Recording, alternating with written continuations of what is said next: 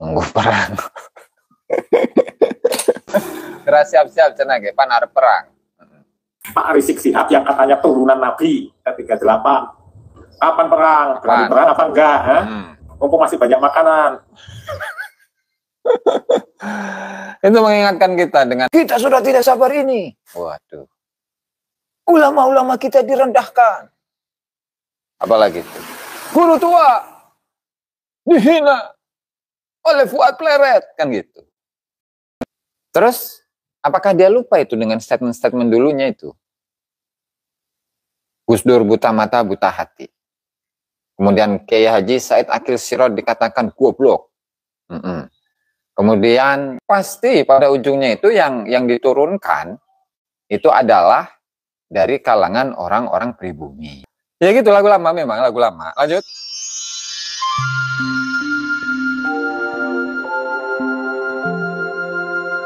Jadi kalau ngomong-ngomong soal perang, saya teringat dengan statement yang disampaikan oleh Bang TIJ itu ya.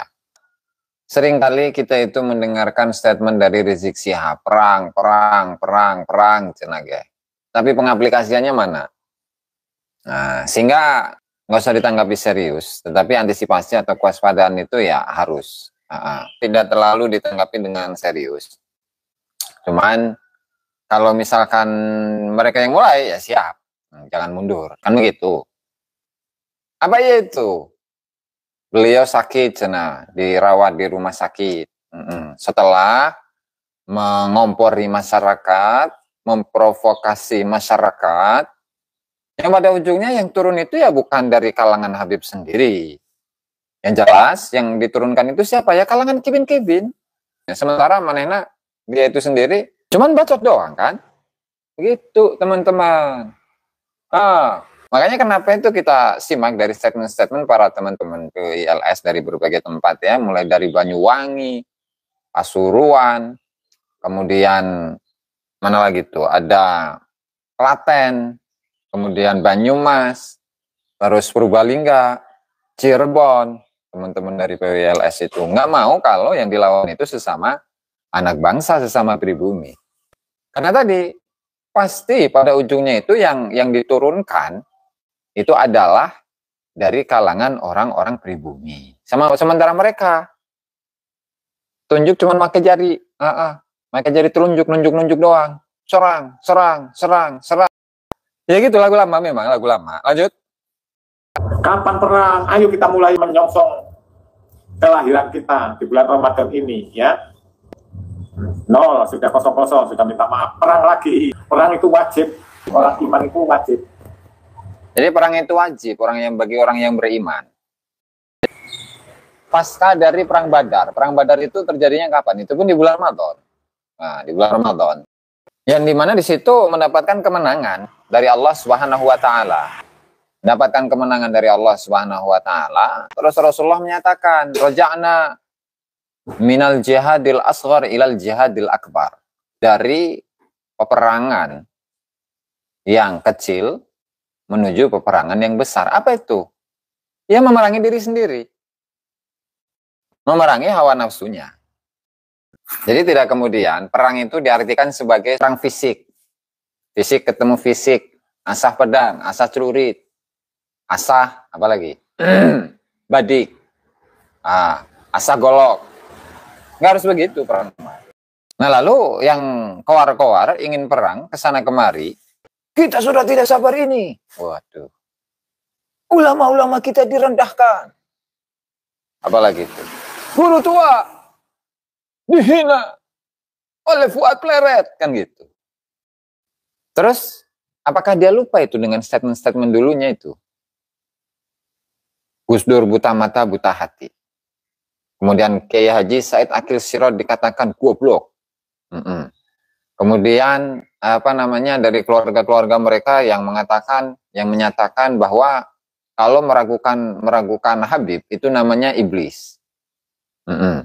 Kemudian Kiai Haji Ma'ruf Amin dikatakan sebagai babi. Apakah ada kita pernah mendengar ucapan minta maaf dari mereka? Nggak ada. Itu kan penyakit hati. Justru sifat-sifat yang seperti itulah yang harus diperangi. Nah, sifat-sifat yang seperti itulah yang diperangi. Di manakah kejujuran? Di manakah kerendahan hati? Di manakah merasa bersalah? Nah, itulah sifat-sifat yang harus diperangi. Yang ada dalam diri sifat-sifat yang buruk, yang ada dalam diri manusia yang harus diperangi. Gampang lah perang fisik mah. Gampang lah perang dengan orang lain mah. Perang dengan diri sendiri. Bagaimana menanamkan kejujuran dalam hatinya ketika sudah ada fakta, sudah ada data mengenai ketidakbersambungan dirinya kepada Rasulullah Shallallahu Alaihi Wasallam. Kalaulah dirinya itu tidak jujur, maka itulah yang dia perangi, gitu. Nah, dirinya yang dia perangi. Kenapa sampai saya ini tidak jujur dengan diri sendiri? Berat untuk menanggalkan sematan cucu Nabi Muhammad Shallallahu Alaihi Wasallam. Bahkan ketika dirinya itu mencaci maki ulama-ulama Nusantara. Ulama-ulama kita dikatakan sebagai anjing, dikatakan sebagai babi, ya, dikatakan sebagai curu. Bahkan presiden kita di periode yang sebelumnya, Bapak Jokowi, itu diganti menjadi Jokodok. Itu ringan untuk mengucapkan hal-hal yang seperti itu. Apakah dia pernah minta maaf? Nggak pernah kan? Kita dengarkan, oh ya saya minta maaf kepada Gus Dur karena saya telah mengucapkan buta mata, buta hati. Saya mohon maaf yang sebesar-besarnya kepada Kiai Haji Said Akil Sirot yang saya katakan goblok, tolol. Saya minta maaf kepada Bapak Insinyur Haji Joko Widodo karena sudah saya sebut Jokodok. Istananya disebut Istana Iblis. Apakah ada pernyataan-pernyataan seperti itu? Wah, nggak ada. Nggak pernah dengar. Giliran ulama dia yang satu orang, dan itu pun juga minta maaf. Wah, kayak ngajak perang. Yang ujung-ujungnya, yang turun siapa? Orang-orang pribumi kita.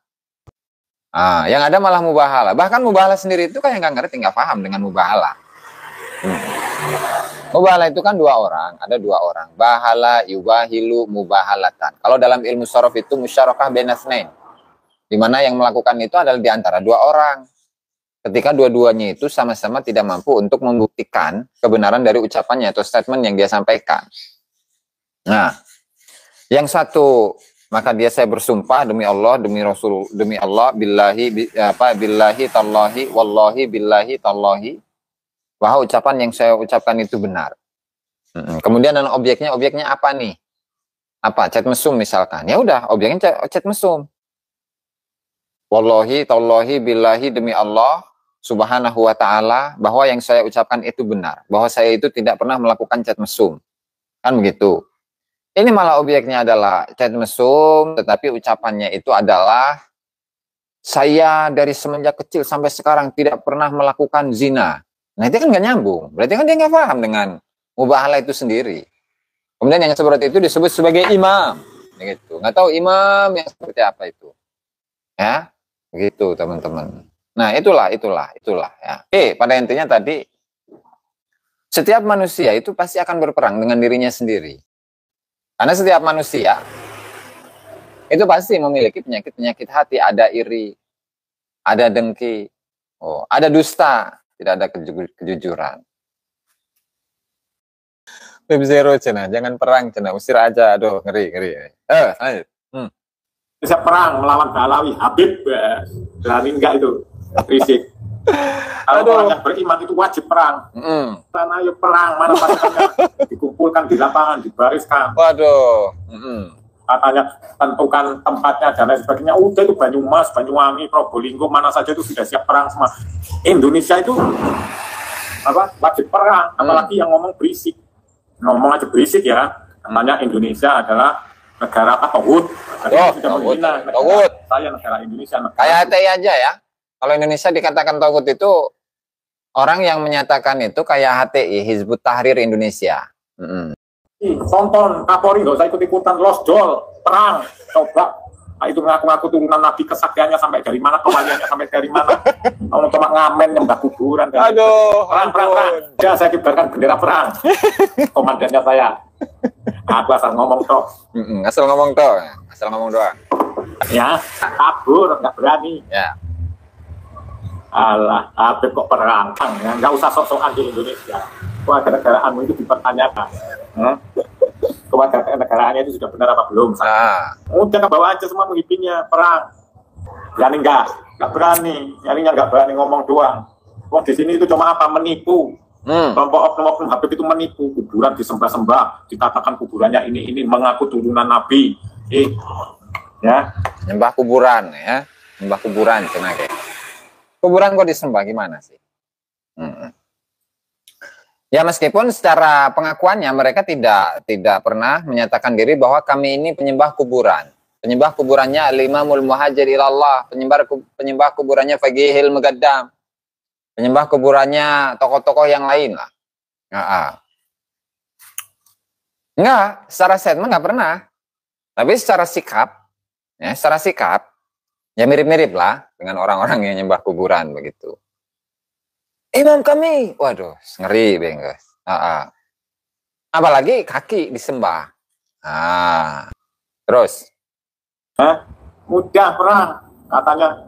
Kamu katanya nasab mulia dihina-hina. Siapa yang hina? Kamu itu sudah terhina, gak usah dihina. Buktikan dong. Apa semua? Kamu itu udah terhina, nggak perlu dihina cina kayak. Tutup saja channelmu, gibah terus. Semacam apa ini? Emang pengertian gibah yang dilarang oleh agama, oleh Rasulullah, oleh Allah Ta'ala itu apa? Terus siapa yang nyuruh Anda untuk nimbrung di sini, Din? Atau Beb ini? Jadi kalau bulan puasa itu, jangan gibah. Kemudian kan udah lewat bulan puasa tuh kemarin. Bulan puasa itu, bulan Ramadan itu, kami para habaib, kata Ricci gitu. Kami para habaib di bulan puasa ini udah adem ayem, tenang. Sudah tenang, kami isi dengan ibadah, kami isi dengan pengajian, kami isi dengan menghatamkan Al-Quran, kami isi dengan menghatamkan kitab, bahkan menghatamkan Sahihul Bukhari.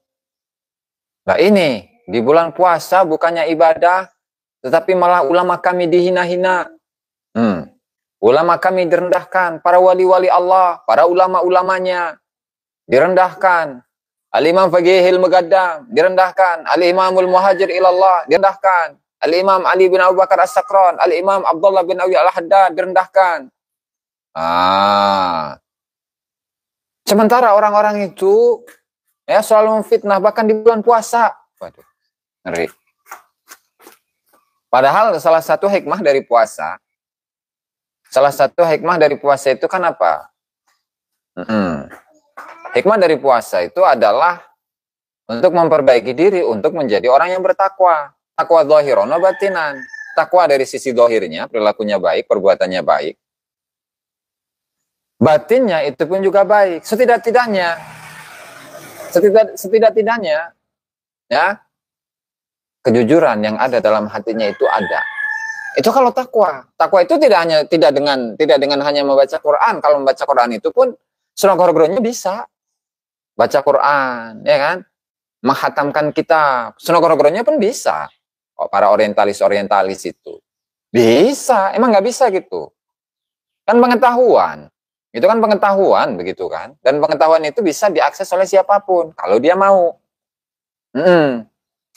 Kalau dia mau, kalau dia tertarik. Kalau dia bisa dia lakukan. Tapi apakah itu ketakwaan? Kan enggak. Ketakwaan dari sisi lisan, ucapan.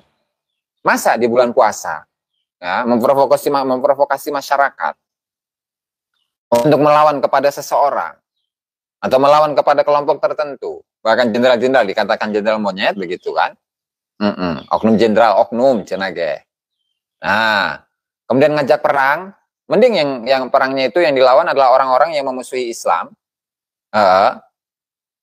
Mending. Yang kabur itu 3 tahun, itu umroh 3 tahun, itu kabur namanya, Bin atau Beb ini. Ya, terus. Grup semua mempunyai kantor lembaga untuk pencatat nasab itu nggak tahu pengetahuan apa, nggak memiliki dasar pengetahuan apa, Buka sejarah, Yamannya kamu Yaman sebelah mana? Yamannya Yaman sebelah mana? Tunjukkan sana rame-rame ke Yaman. Ya. Kamu itu menginjak-injak harga diri anak Indonesia, rakyat Indonesia. Kapan perang? Mana Imam Munyil? Coba buktikan perang, saya ingin nonton. Apa Habib itu punya nyali? Apa mulutnya doang?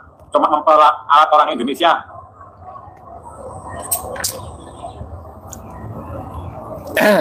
Pasti cuma memperalat aja. Yalah.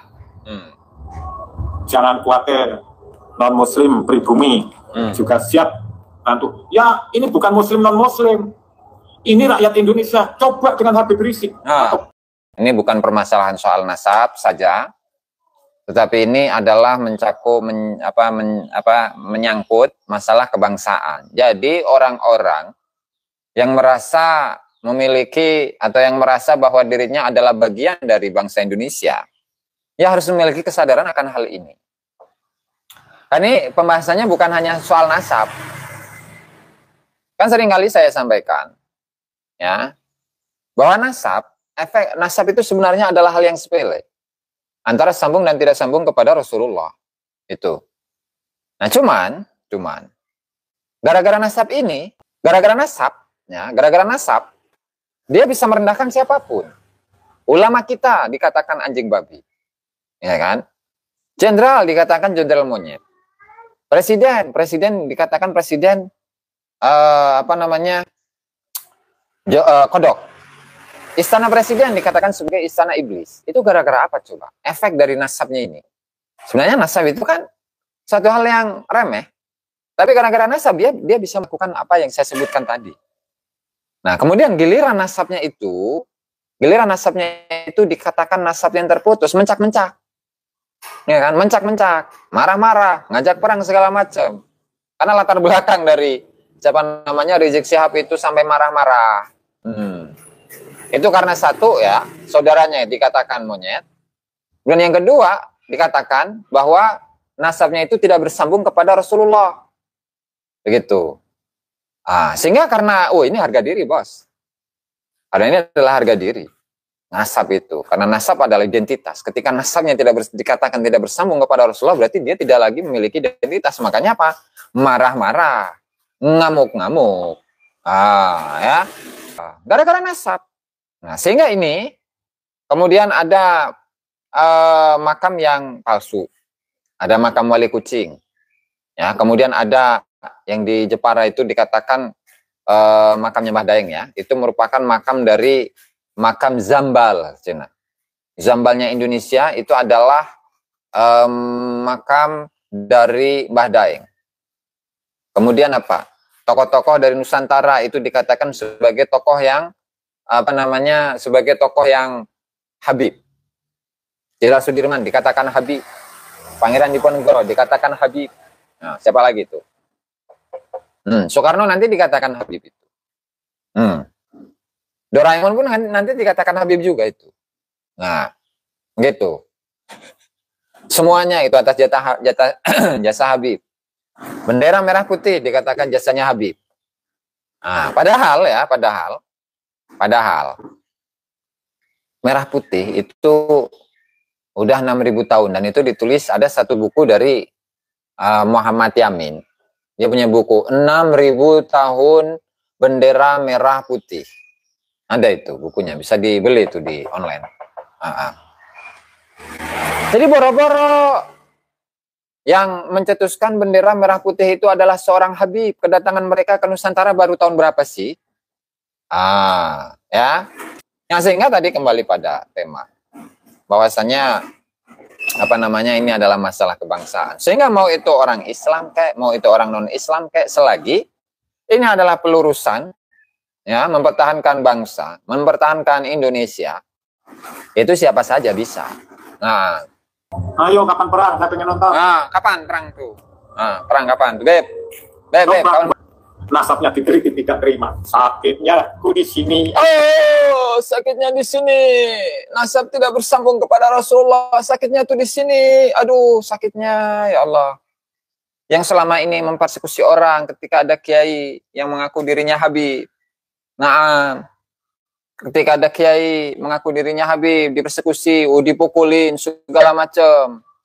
Kemudian ketika lahir,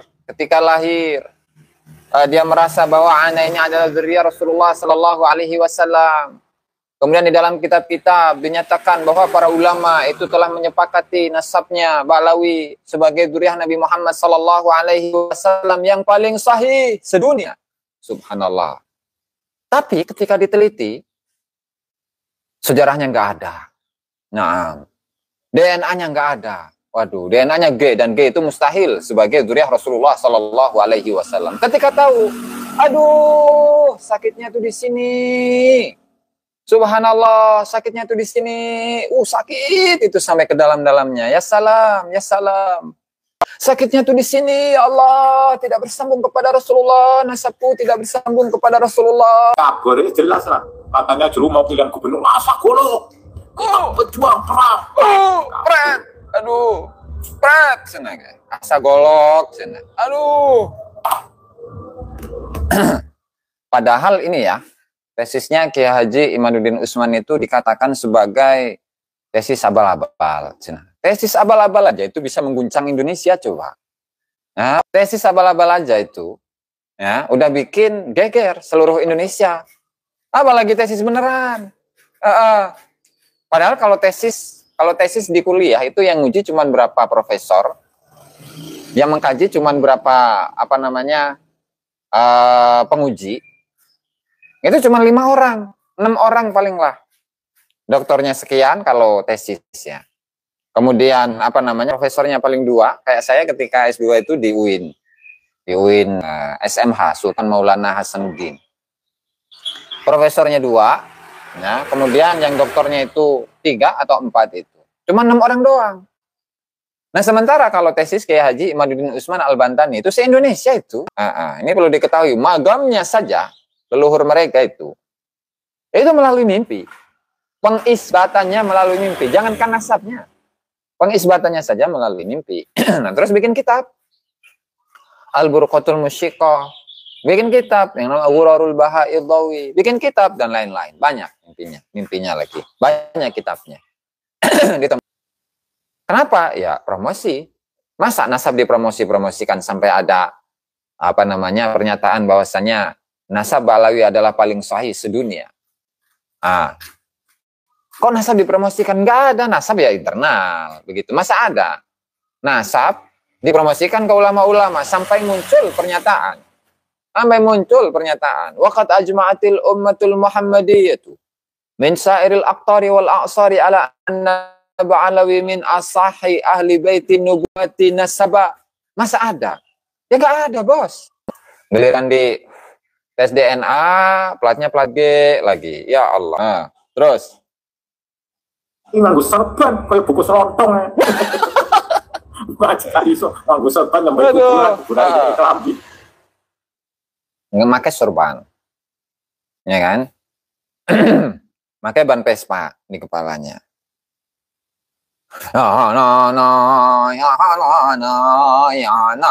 Kan gitu nyanyi.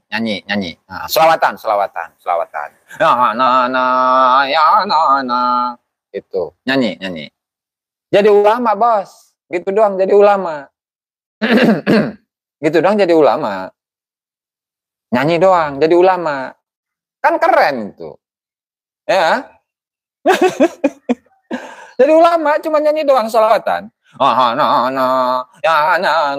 Gitu beb teku. Rai Kedek cari ini. Rai Kedek. Masalah. Ya anak-anak doang jadi ulama. Enak amat. Sementara kalau ulama-ulama kita jangan dulu ya. Udah mariadoh, udah mah belajar, ngafalin segala macam. Pergi belajarnya juga jauh. Bertemu dengan ulama, ngaji dengan ulama-ulama di luar. Nah, baru jadi seorang tokoh yang namanya Syekh Muhammad Nau'iban Al-Bantani.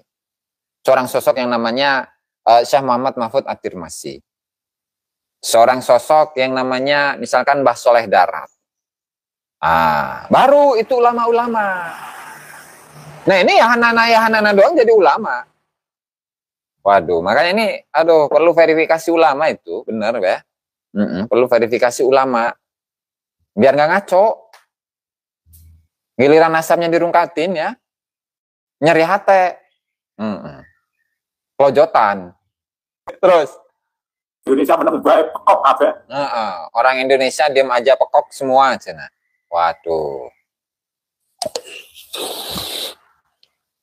Kalau bukan karena para habaib, kalau bukan karena leluhur-leluhur kami para habaib, maka orang-orang Indonesia sampai saat ini akan masih menyembah pohon dan menyembah batu. Nah, kalau bukan karena habaib. Kalau bukan karena habaib, maka Indonesia sampai hari ini itu masih akan dijajah oleh Belanda.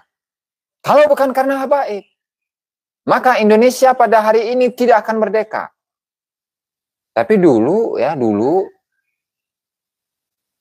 semenjak atau ketika di zamannya kolonial Belanda, giliran di zaman Belanda, dapat medali bos. Ngedoain di khutbah berbicara tentang kehebatan dari Ratu Wilhelmina. Habis sholat Jumat ngedoain, Allahumma ya latif wal lutafa, ya Allah selamatkanlah, kekalkanlah kerajaan Belanda di Nusantara ini. Masa kayak gitu ulama yang merdekakan Indonesia, masa kayak gitu? Gimana ceritanya itu? Ya, gimana ceritanya? Terus Orang Indonesia tidak orang Indonesia diinjek-injek terus. Balawi pemerintah itu Balawi cuma dikokon. Kapolri, presiden, tangkap itu. Kalau tidak, kami akan terjun sendiri, perang, baik. Loh, komandan tertinggi itu presiden. Ya. Kapolri itu sebagai staf presiden. Menteri itu. Ya disuruh berisik. Kuburan diklaim, tanah negara diklaim, semua diklaim. Bangsa ini diklaim, merah putih diklaim. Merah putih milik Habib. Bangsa Indonesia milik Habib. Negara Indonesia milik Habib. Milik Aulia Terim. Semuanya diklaim aja cuma. Bendera merah putih milik Habib. Kemerdekaan Indonesia oleh Habib. Nah, apalagi. Sampai yang bikin pajak itu kendaraan bermotor itu Habib juga. Surat-suratan itu yang bikin Habib juga. Ya, jangankan katakan Kusuma Bangsa, jangankan Indonesia milik Habib, panitia hari kiamat pun diklaim kaum Habib. Astagfirullahaladzim. Kabeh benggos. Wani-wani ngaku turunan Nabi. Sing anake Nabi kayak itu ngaku Nabi lah. Kowe sapa kowe ngaku turunan Nabi? Pusing satu dunia. Pusing benggos. Pusing be pokoknya mah. Nah. Jufri lari terbirit-birit Kang Kusuma Bangsa dari penjajah Inggris ke Nusantara, tiba di Indonesia, minta jadi pahlawan. Oh, kalau beliaunya enggak minta jadi pahlawan Kang Kusuma Bangsa. Itu anak-anak cucunya sama keluarga besarnya itu. Logikanya enggak ada tuh pahlawan kabur dari penjajah. Oh iya, jiwa patriotisme itu siapa yang mengganggu dianya, ya akan dilawan. Gitu. Nah, kalau seseorang yang memiliki jiwa patriotisme, itu kalau pahlawan mah, jiwa patriot mah. Kalau jiwanya itu jiwa penipu, jiwa dobol, nah itu akan lari terbirit-birit dari penjajah, kemudian di sini datang ke negara orang, kemudian dimintai agar dirinya diangkat menjadi penjajah. Begitu, Kang, aku aja deh ya. Terus. Wih. Semangat ketupat rawurung. Wes Mbak, aman Mbak. Bikin ketupat yang banyak untuk perang. Habib Rizik itu muhibine itu. Pokoknya kuburane Habib Rizik. Habib kalau sang ngurusi orang Indonesia, itu kuburannya sing mbok akoni. Jadi Habib itu nggak usah ngurusi orang Indonesia. Suruh saja. Siap Kang RTH ya Wonosobo. Itu suruh aja itu Habib itu datang ke kuburan leluhurnya. Ban jurene kuburane Habib Rizik. Habib kalau sang ngurusi orang Indonesia, itu kuburannya sing mbok akoni mbah-mbahmu itu disemban. Jurene sembah aja. Sembah aja kuburan mbahnya itu. Terus katanya doanya terkabul ngono. Doanya dikabul. Jebul teko kuburan kabeh ya. Nanti uangnya itu akan muncul sendiri dari kuburan. Jadi Bebrian ya, Bebrian itu ziarahlah ke magamnya bagi Hilm Gadang. Ke magamnya Al-Imamul Muhajir ilallah. Nanti itu akan keluar sendiri dengan sendirinya uang itu. Akan menjadi kaya. Karena kan untuk magam-magam atau guburan-guburan para leluhurnya habaib itu penuh dengan keberkahan. Ya, penuh dengan keberkahan. Jangankan ya surga. Malaikat surga, malaikat penjaga surga, malaikat penjaga neraka itu pun bisa diatur. Ya, subhanallah ya. Terus saiki kuburan kapok, ora diparani wong, ora enek duwike. Waduh, sekarang kuburannya kapok. Nggak didatengin sama orang-orang. Pada akhirnya nggak ada duitnya lah. Pada akhirnya nggak ada duitnya. Itu kalau di Pasuruan ada satu kampung atau desa itu namanya Belawi. Nah sekarang diganti menjadi Kampung Balawi. Ada itu di Pasuruan, di Kecamatan Rembang itu. Di Pasuruan itu ya, cek aja itu. Orang-orang Pasuruan udah pasti tahu itu. Cek aja, cek. Memang karena bangsa Indonesia ini ya punya masa lalu yang pernah dijajah dan cukup lama dijajah oleh Belanda. Ya sehingga ketika mendengar atau ditipu dengan bahwa saya ini adalah dzurriyyah Rasulullah Shallallahu Alaihi Wasallam, kemudian orang-orang Indonesia itu akan percaya, oh ya ini adalah cucu Rasulullah, kita harus ta'zim kepadanya, kita harus memuliakan dirinya, tidak boleh menyakiti hatinya, apa yang dia minta harus kita berikan. Sifat-sifat yang seperti ini, perilaku yang seperti ini harus diluruskan. Makanya kemudian ketika kita itu dianggap sebagai orang yang menebarkan kebencian, ya terserah. Terserah mau menganggapnya sebagai sebuah menyebarkan kebencian di antara bangsa Indonesia. Ya pada faktanya kan enggak. Justru kita itu ingin menyadarkan masyarakat. Jangan mudah untuk ditipu. Karena yang namanya penjajahan itu ya tidak harus fisiknya, secara fisik dijajah di mana dia itu diperintahkan atau diwajibkan untuk kerja paksa, kerja rodi. Tidak hanya itu saja, tetapi mental, pemikiran. Ketika dijajah oleh orang lain, kamu tidak boleh membahas anu. Kalau tidak, maka kamu akan kualat. Ini kan ada. Itu kan ada seperti itu. Baik secara sadar atau tidak sadar. Memang ada, faktanya memang ada. Mau kayak gimana coba? Ya, cuman kan begini ya teman-teman ya. Dengan adanya polemik nasab ini, sudah 3 tahun kan? Sudah 3 tahun. 3 tahun berjalan. Jadi dari kalangan masyarakat, dari kalangan muhibbin khususnya, dari kalangan kibin-kibin itu, apakah mereka tidak mendengar tentang fakta-fakta yang sudah disampaikan? Ya otomatis dari kalangan kibin itu ya berkurang drastis. Katakanlah dulu bangga, yang gagah, yang merasa gagah, merasa pengikutnya banyak, sekarang nyusut. Mana tahu. Sehingga para kibin-kibin ini selalu dikuatkan oleh mereka menghina kibin. Menghina para kibin-kibinnya Habib, begitu. Ya kan?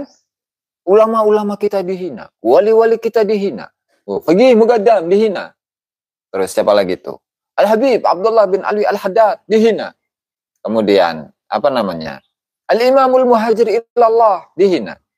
Buktikan dulu keberadaan dari Al-Imamul Muhajir ilallah. Ahmad bin Isa. Ada atau tidak? Begitu loh, ini dimintain data, dimintain fakta, malah menganggap orang lain membenci kepada Al-Imam Al-Muhajir ilallah. Ya. Orangnya aja mana? Orangnya. Al-Imam Ubaidillah mana? Orangnya mana? Datanya mana, faktanya mana, buktinya mana. Itu kan pembuktian dulu. Ini malah ngamuk-ngamuk, begitu kan. Namanya juga Imam Beruk, imigran Yaman, Rizik Syihab justru malah ajak perang sesama muslim. Sesama anak bangsa yang berujung beberapa laskar dan warga pribumi yang saling berguguran juga. Udahlah. Gak usah perang-perangan, gak enak perang itu. Saya diceritain kan sama Bang TIJ itu, gimana dulu waktu perang ya. Ngeri benggas. Boro-boro bisa ngopi ya, bisa ngopi, bisa ngerokok. Buat makan aja susah. Mau keluar kemana-mana juga takut mati, takut ketembak, apa segala macam. Nggak enak yang namanya perang mah, jangan sok-sokan pengen perang. Gitu, apalagi yang diperang itu sama muslim. Ngeri, itu bener ngeri, udah. Jangan sok-sokan. Indonesia sudah aman. Kata Judin Nur, Kirijik beraninya keluar-keluar doang. Pas dijawab tantangannya, dia kabur ngilang kayak setan. Ngeri ya. Joko Tarub sama Nyi Blorong udah diakui. Oh, itu Habib, Kang Sambayu ya. Habib itu Habib. Nah, ya. Nah. Habib, Tegihil Mugadda.